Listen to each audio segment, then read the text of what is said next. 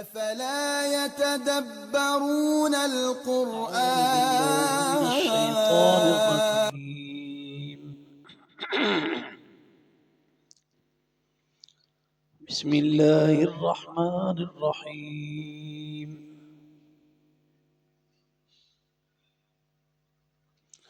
فبظلم من الذين هادوا حرمنا عليهم طيبات أحلت لهم وبصدهم عن سبيل الله كثيرا وأخذهم الربا وقد نهوا عنه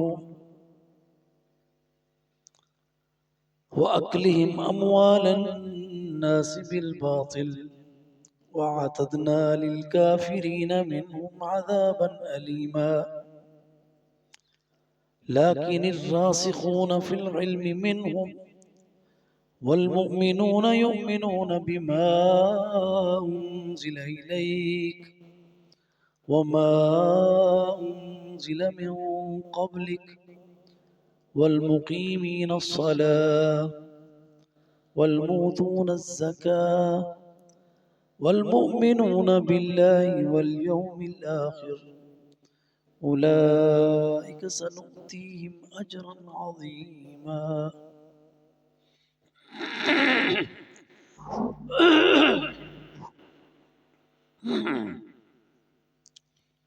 فبظلم پس سبب ان کے ظلم کے من الذین ہادو ان لوگوں میں سے جو یہودی ہو گئے حرمنا ہم نے حرام کر دیا علیہم ان پر طیبات پاکیزہ چیزیں احلت لہم جو ان کے لیے پہلے حلال تھی وَبِصَدِّهِمْ اور ان کے روکنے کے سبب سے ان سبیل اللہ اللہ کے راستے سے کثیراً بہت زیادہ اللہ سبحانہ وتعالی نے جو ان کے ظلم تھے اس کی فہرست ہم نے پیچھے ساری پڑھی. اللہ سبحانہ وتعالی نے ان کے ظلم گنوائے ہمیں ان کی طرف اشارہ کیا. پہلا ان کا ظلم یہ تھا یہاں پہ جو ان آیات میں جو بیان ہوا کہ وہ اللہ سبحانہ وتعالی کے ساتھ انہوں نے کفر کیا. جو ایگریمنٹ تھا اللہ تعالیٰ کے ساتھ اس کو توڑا اور حضرت موسیٰ علیہ السلام سے مطالبہ کیا کہ ہمیں اللہ دکھاؤ. پھر انہوں نے اللہ کے ساتھ شرک کیا اور بچھڑے کی پوجا کی اور جب ان کو حکم دیا گیا کہ سجدہ کرو تو انہوں نے الٹے پاؤں سجدے کی تضحیق کی. سجدے کی بجائے اپنی پیٹھ کے بل داخل ہوئے اور ان کو حکم تھا کہ ہفتے کے دن میں زیادتی نہیں کرنی تو انہوں نے اس میں زیادتی کی. شکار ان کے لیے حرام تھا. انہوں نے مچھلیوں کا شکار کیا اور اللہ کے ساتھ جتنے بھی وعدے تھے وہ انہوں نے توڑے. اللہ کی آیتوں کے ساتھ کفر کیا. انبیاء کو قتل کیا اور جب نبی صلی اللہ علیہ وسلم نے ان کو آیتیں سنائیں تو کہنے لگے قلوبنا غلف ہمارے دل لپٹے ہوئے ہیں. تو ان کے دل لپٹے ہوئے نہیں اللہ نے ان پر مہر لگا دی ہے ان کے کفر کی وجہ سے. اس لیے بہت نہیں ایمان لاتے مگر بہت تھوڑے لوگ. اور ان کے ظلموں میں سے یہ بھی جو انہوں نے حضرت مریم پر بہتان لگایا، اسی طرح ان کی یہ بات کہنا کہ ہم نے عیسیٰ ابن مریم کو قتل کر دیا ہے، اور ساتھ میں کہہ رہے ہیں رسول اللہ، یہ ایمان کے لیے نہیں کہہ رہے تھے، مذاق کے لیے کہہ رہے تھے، رسول اللہ عیسیٰ ابن مریم رسول اللہ کو قتل کیا۔ اللہ سبحانہ و تعالیٰ نے اپنے فضل سے ان کو بچا لیا، اور انہوں نے کسی اور ہی کو قتل کر دیا، اور پھر ان کا ظلم یہ تھا کہ علم کی بجائے اپنے گمان کی پیروی کرتے۔ تو یہ سارے ان کے گناہ اور یہ ان کے ظلم تھے جو انہوں نے کیے، اور انہی ظلموں کی سزا ان کو اللہ تعالیٰ نے یہ دی، فَبِظُلْمٍ مِّنَ الَّذِينَ هَادُوا حَرَّمْنَا عَلَيْهِمْ طَيِّبَاتٍ أُحِلَّتْ لَهُمْ، کہ اللہ تعالیٰ نے ان کے اوپر جو چیزیں پہلے حلال تھی پاکیزہ چیزوں میں سے، ان کو بطور سزا ان کو حرام کر دیا، جیسا کہ کل ذی ظفر، جو بھی ناخنوں والے جانور، جیسے اونٹ ہے، جیسے شتر مرغ ہے، جیسے یہ مرغیاں ہیں، یہ ان کے لیے حرام قرار دے دی گئی۔ اسی طرح جو بیل اور گائے یا بکری وغیرہ تھی، ان کی چربیاں ان کے لیے حرام تھی۔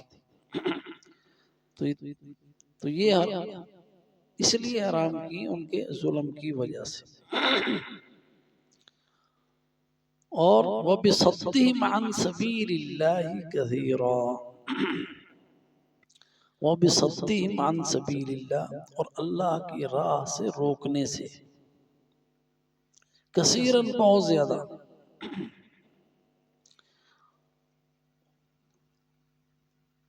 رکاوٹیں کھڑی کرتے ہیں تاکہ کوئی ایمان نہ لے آئے، کثیراً بہت زیادہ، ہر زمانے میں، ابھی تک، ابھی بھی سب سے بڑی رکاوٹ ایمان لانے میں یہودی کھڑی کرتے ہیں۔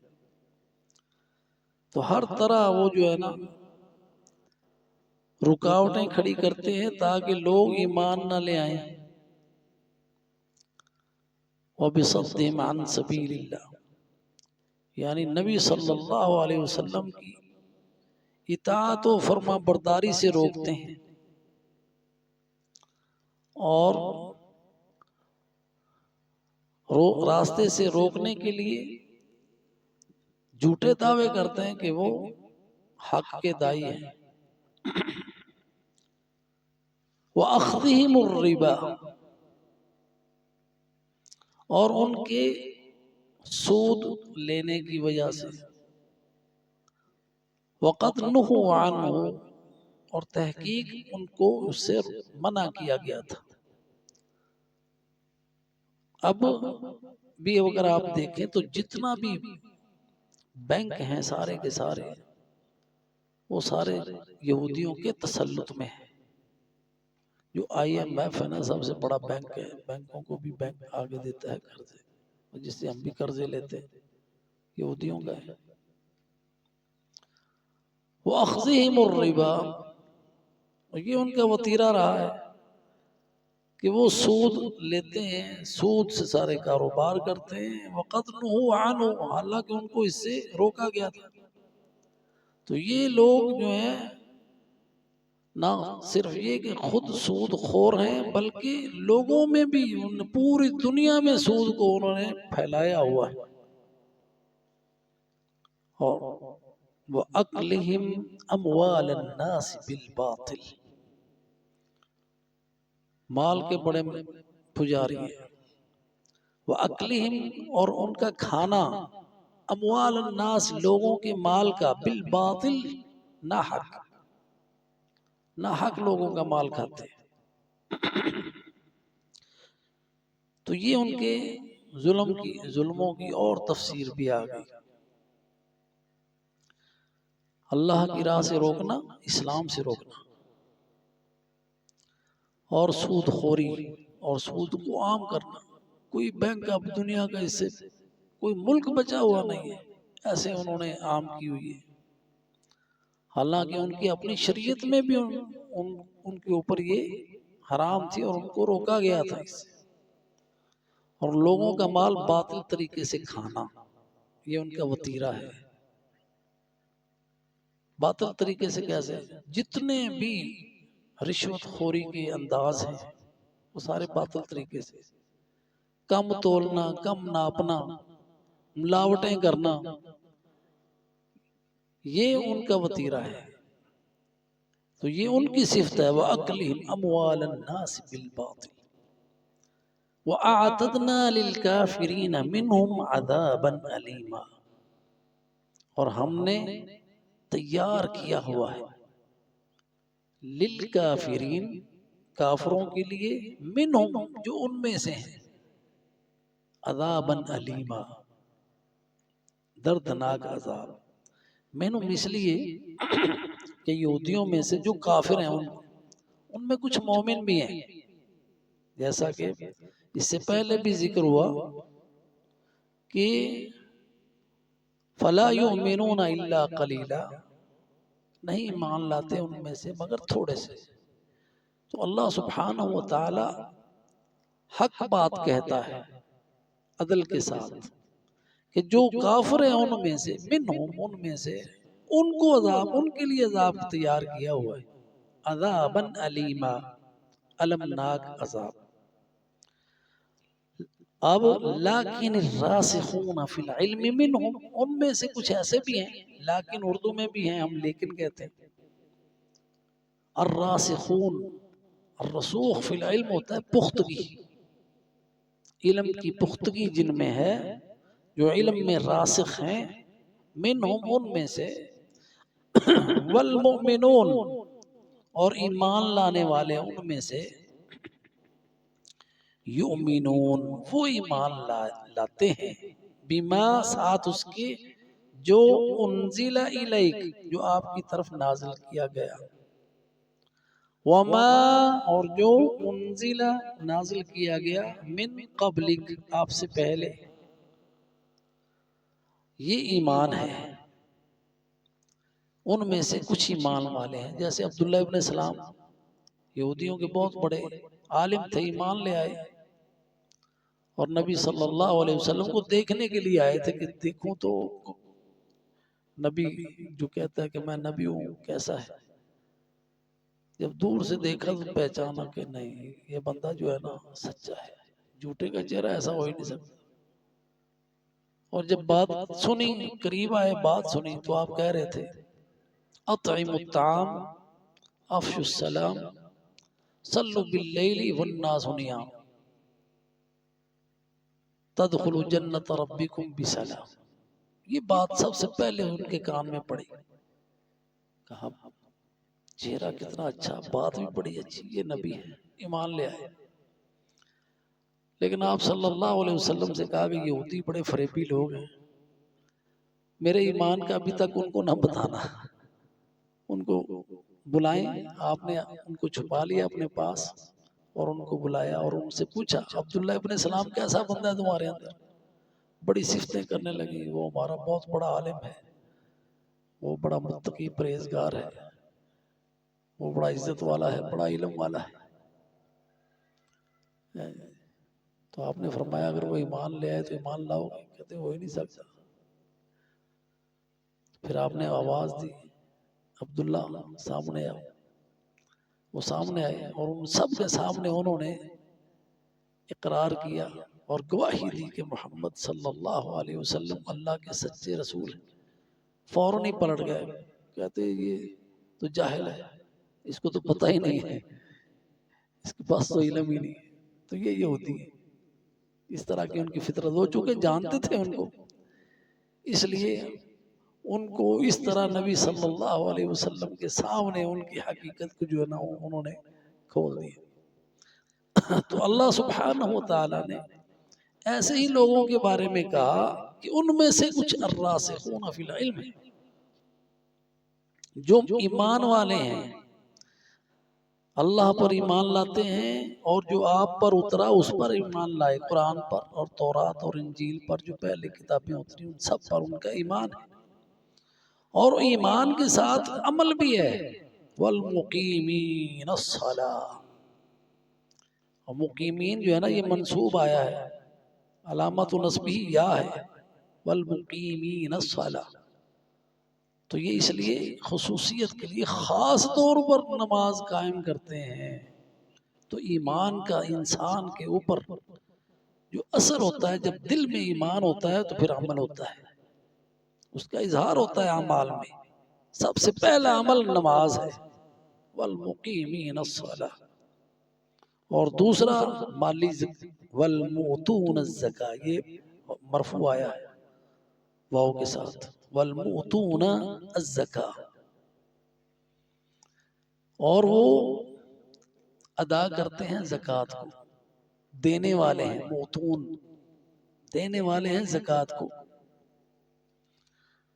والمؤمنون باللہ، اب ایمان کی مزید تفصیل آئی کہ وہ ایمان لانے والے ہیں باللہ، اللہ پر، اللہ کے ساتھ، بامعنی ساتھ ہوتا ہے، والیوم الآخر، اور آخرت پر، اولئک، یہ وہ لوگ ہیں، سنؤتیہم، جن کو ہم ان قریب دیں گے، اجرا عظیما، بہت بڑا اجر۔